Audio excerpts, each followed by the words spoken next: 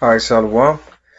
Kal Halal Yahawah, Yahawashi, Rawchaa Qadash. Double honors to the elder and apostles of Great Millstone. Much peace and love to all the Akim pushing this truth and sincerity. This is the brother Lahath Mayad, and I'm here in Isaiah 1 and 3. All right. The ox knoweth his owner, and the ass his master's crib. But Israel doth not know, my people doth not consider. All right. And this is exactly the condition of you Israelites today, man. All right, you so-called Negroes, so-called Hispanics, and so-called Native Americans, man. You don't know that Yahawashi, all right, the creators of the heaven and the earth, all right, is your authority. All right, you guys don't understand that you actually belong to the nation of Israel. All right, the chosen nation above all the nations on the face of the earth, man. And you don't consider that. Along with that comes a set of rules that you're supposed to abide by. All right, you're not supposed to be believing in every philosophy and in every way of these other nations, man. Predominantly the so-called white man, Esau, Edom. All right, because our people look to Esau, Edom as a god, man. They sincerely believe that every single idea that the so-called white man brings out on the table is gold. It's the end all be all. And that's just not the case. All right. 1 Corinthians 3 and 18. All right. Let no man deceive himself. If any man among you seemeth to be wise in this world, let him become a fool, that he might be wise. All right. Verse 19. For the wisdom of this world is foolishness with the Most High. For it is written, He taketh the wise in their own craftiness. Right, man. And you see, the men of the Lord are looked as fools all day, every day, for the this message that we bring forth. All right, because see, what is it? I believe it's here. Let me see. 1 Corinthians 4 and 10. Okay, we are fools for Hamashiach's sake, right? But ye are wise in Hamashiach. We are weak, but ye are strong. Ye are honorable, but ye are despised. You see, for this testimony, the testimony of Yahawashi that we push forth on the earth, hey, we're considered fools, man. All right, because it doesn't go along with the wisdom of this world, the wisdom of this society. All right, that's the reason why here it tells you again, let no man deceive himself. If any man among you seemeth to be wise in this world, let him become a fool that he may be wise. All right, attain this wisdom, the true breakdowns of the Gospels. All right, the testimony of Yahawashi, just like it says in Revelation 19 and 10. You know, the testimony of Yahawashi is the spirit of prophecy. All right? In other words, to testify of Yahawashi, you're going to be testifying of prophecy, things that are going to come to pass. All right, and one of those things is the fall of the so-called white man, among with a whole lot of other things. But just like it says in Luke 16 and 15, all right, and he said unto them, Ye are they which justify yourselves before men, but the Most High knoweth your hearts, for that which is highly esteemed among men is an abomination in the sight of the Most High.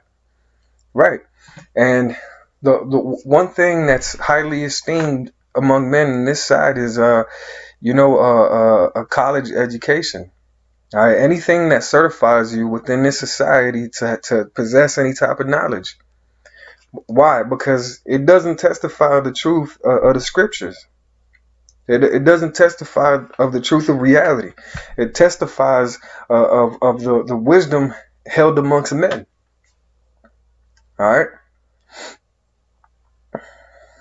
and this the word of Yahawashi is supposed to be your compass, man. It's supposed to guide you throughout life, man. Just like it says here in Ecclesiasticus 19 and 19. All right, the knowledge of the commandments of the Lord is the doctrine of life, right? The knowledge of the commandments, right? The possessing the understanding of the scriptures, of the will of Yahawah, bahasham Yahawashi, is the doctrine of life. All right, it's supposed to be your compass, man. All right, and they that do things that please him shall receive the fruit of the tree of immortality, man, salvation.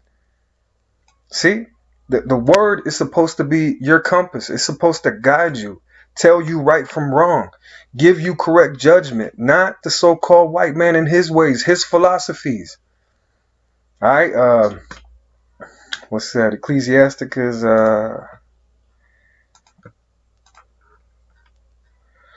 12:10. Never trust thine enemy, for like his iron rusteth, so is his wickedness, man. You can never trust the so-called white man, all right? To tell you that everything that he's pushing forth on the earth is to the benefit of mankind, because that's a lie.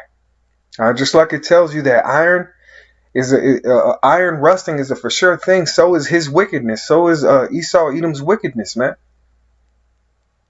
They're double crosses, they're deceitful, they're liars, wicked, perverse, profane.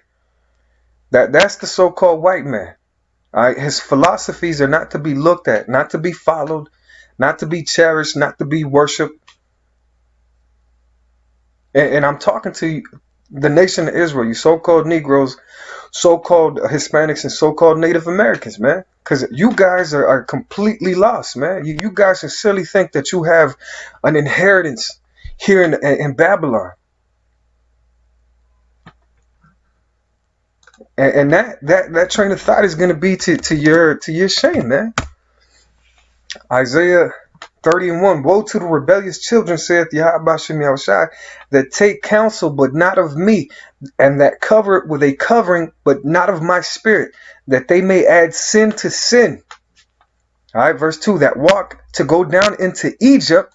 All right, and we all know that modern day Egypt is America, aka Babylon. All right, the modern day Egyptian is the Esau Edom, the so-called white man, right? And okay, that walk down into Egypt and have not asked at my mouth, all right? His mouth is the prophets, Yahawashi, to strengthen themselves in the strength of Pharaoh and to trust in the shadow of Egypt. Therefore shall the strength of Pharaoh be your shame, and the trust in the shadow of Egypt your confusion. You see that? Believing in the philosophies of the so-called white man is going to be to your shame. It's going to be to your destruction. And to your destruction and the destruction of those who you have been charged to care for. Your family, your wife, your kids. Daddy, we need to change. Give me a second, okay? Please go to the living room. Right? Now, like I was saying, man, the word is supposed to be your compass, man. All right, to have this understanding, it brings life, helps you be found from not being lost anymore.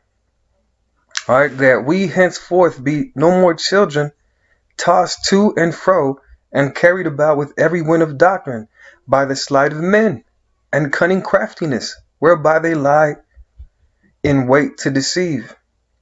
See this, man? The word, the spirit of Yahawashi, it's supposed to be the doctrine that you're supposed to live your life by.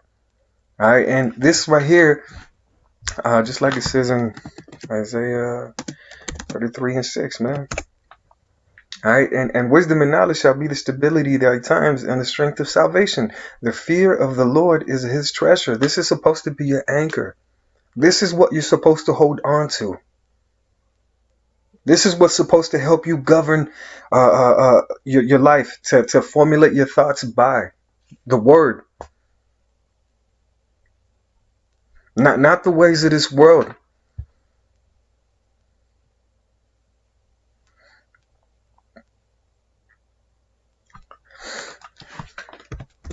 Leviticus 19:15.